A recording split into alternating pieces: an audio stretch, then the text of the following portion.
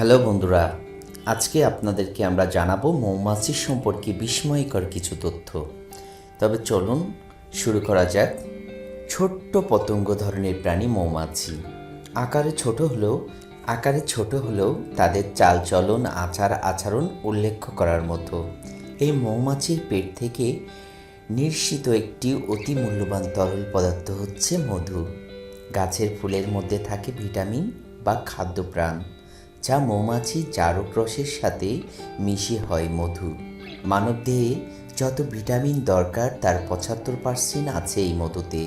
পুষ্টি বিজ্ঞানীদের তথ্য অনুসারে জানা যায় ২০০ গ্রাম মধুর পুষ্টিমান ক্ষমতা ১.১৩ কিলোগ্রাম দুধ বা ৮টি কমলা অথবা ১০টি ডিমের সমান। এই মধু সংগ্রহে প্রতিটি মৌমাছিকে কঠোর পরিশ্রম করতে হয়, কিন্তু তা আমরা কখনোই জানি না। ১ কিলোগ্রাম মধু সংগ্রহ করতে প্রতিটি কর্মী মৌমাছিকে প্রায় ১ কোটি ফুলের কাছে যেতে হয়। ১ কিলোগ্রাম মধু সংগ্রহ করতে প্রতিটি মৌমাছিকে অতিক্রম করতে হয় ৩,৬০,০০০ থেকে ৪,৫০,০০০ কিলোমিটার দূরত্ব। ওড়ার সময় এদের বেগ থাকে ঘন্টায় ২৪ থেকে ৪০ কিলোমিটার। এজন্য মৌমাছিকে বলা হয় মাস্টার অফ ফ্লাইট।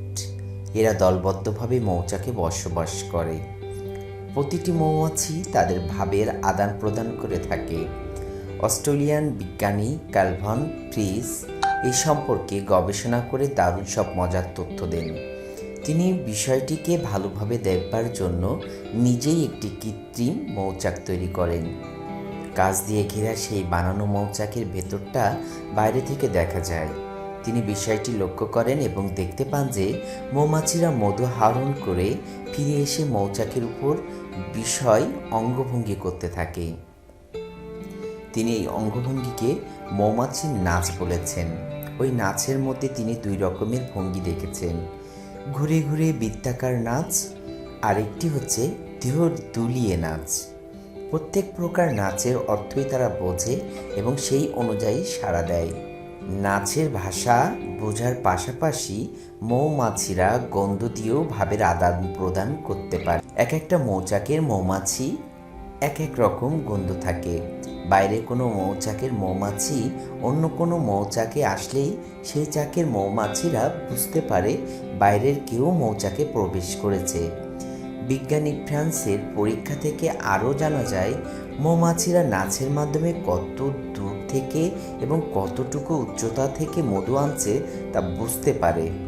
সবচেয়ে মজার ব্যাপার হলো, কোনো মৌমাছি গভীর অন্ধকারেও যদি নাচে তাহলে অন্য মৌমাছিরাও সেই নাচের ঠিক অর্থ বুঝতে পারে।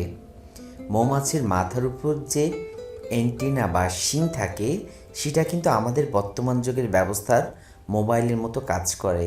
তারা সেই অ্যান্টেনা দ্বারা একে অন্যের সাথে যোগাযোগ করতে পারে, কথাগুলো তরঙ্গ আকারে পাঠাতে পারে এবং অন্য মৌমাছির সেই তরঙ্গ গ্রহণ করার মতো রিসিভারও আছে।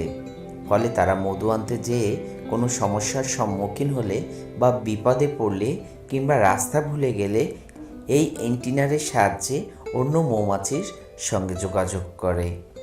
তবে কেমন লাগলো বন্ধুরা?